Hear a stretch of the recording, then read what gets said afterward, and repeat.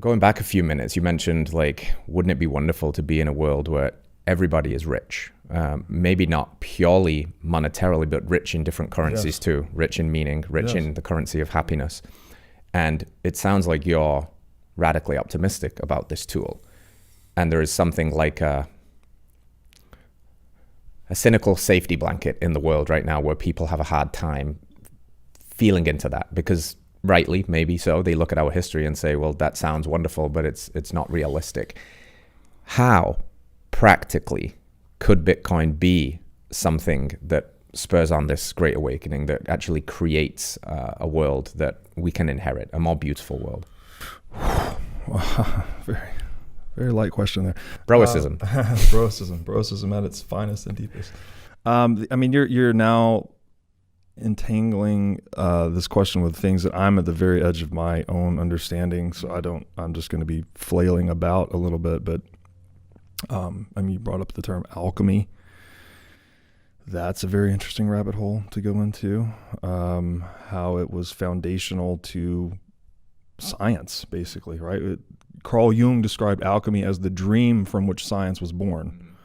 So if we go back to ritual being this primary thing, it's like we had to imagine this ritual of science, which has become very rigorous and defining of our modern culture, obviously. Scientism now. Scientism. We had to birth it in our imagination and then into poetry and then into literature. Like it's like the science fiction precedes science fact kind of thing. Like we had to actually give birth to science through our imagination. And if, in the beginning, they're probably like, oh, who are and actually they were considered heretical, right? The alchemists, the church basically said Christ, Christ was the final redeemer. The spiritual sacrifice of Christ is the final redemption of humanity. Well, the alchemists look around a few hundred years later and they say, hey, we still have poverty and suffering and sickness and disease. Like, maybe that wasn't the final redeemer. Maybe there's something more to this Christ thing. And we should investigate and look for the principles of Christ in nature, like actually in the laboratory of nature itself. Well, that dream, that pursuit that's where we get the word chemistry, right? Is from alchemy. It became the scientific method. So we dreamed the scientific method into existence. And then the scientific method obviously has given us a lot, right? It has completely changed everything as we are basically demonstrating in every action. All of our clothes, our thoughts, everything that we touch and do every day. So, how can Bitcoin be, this is real rabbit hole material, broicism material right here. The way I've heard the philosopher's stone described, which is the lapis philosophorum, which was the aim of the alchemists, actually, like the ultimate aim of the alchemists, wasn't necessarily to turn lead into gold, which a lot of people think. It was actually to find that process of refinement within oneself and that's reflected in the material world. So a process of moral refinement that's reflected in the material, basically, was like this idea of the lapis philosophorum. It was to discover the principles of Christ in matter, or to bridge divinity into materiality, something like that. And I've heard it described as, the philosopher's stone was intended to be the incorruptible substance that would serve as an antidote to tyranny in the world. And there's been extensive writings about the philosopher's stone and alchemy. I do not pretend to be an expert on any of this. I'm just giving you my interpretation, largely influenced by Carl Jung, secondhand largely through Jordan Peterson, who introduced me to Carl Jung. And Carl Jung's deep and mysterious works on psychology and alchemy and all of that. And also informed by people like Mises, right, on the economic side. So bringing these worlds together, kind of like Jungian psychology meets Austrian economics and praxeology through people like Mises. Safety and a Moose obviously introduced me to Mises. And then also influenced by the book, The Creature from Jekyll Island, which talks about the problems with central banking. I think Bitcoin might be that incorruptible substance, right? Again, if we define corruption as the uneven application of rules, well, Bitcoin is the only system of rules, or the only game humans have ever created, that we ourselves cannot game. Right. We have, for the first time, given birth to something that we cannot corrupt ourselves. And again, there's no like historical analogy or comparison to this that I have found other than the number 0.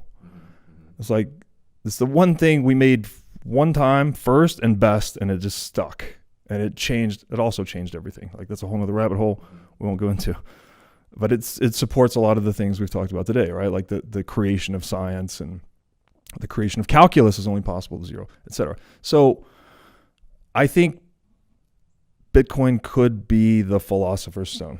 It could be the incorruptible substance that serves as an antidote to tyranny by maximizing the individualization and individuation, in a Jungian sense, of the individual, right? You are maximizing individual life, liberty, and property so that we can self-organize in a way that's maximally immune to top-down coercive control. So you get a much stronger bottom-up emergence of humanity and the human spirit in a more individuated and individualized world through Bitcoin.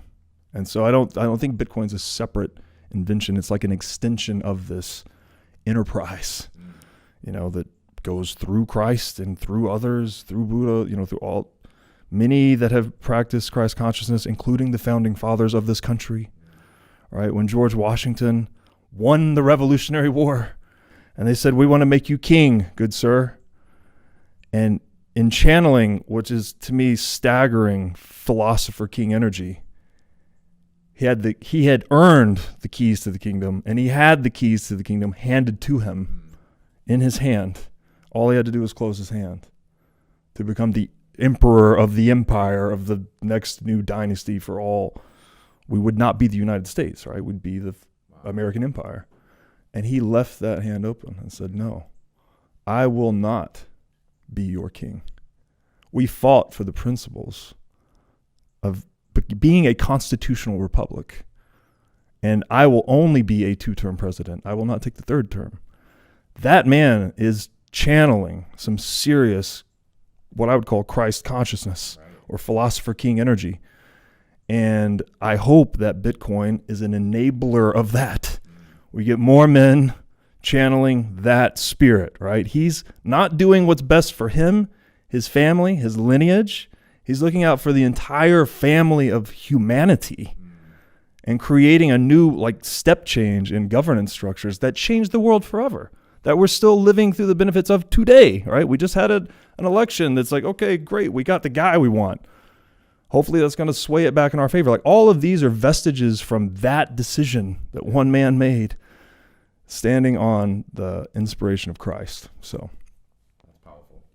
Yeah, really cool. Very, very cool. By the way, I promised to come in here and do Bitcoin 101. I don't know. Maybe this is the like brocism thing is really strong in here. This is what's have strong brocism vibe. It's the man buns. That's what it is, really. Thanks for watching. If you enjoyed this episode, click here to find more just like it, and here to find our most recent episode. Also, make sure to like this video to help shine light on the corruption of money, and be sure to subscribe to this channel to stay connected.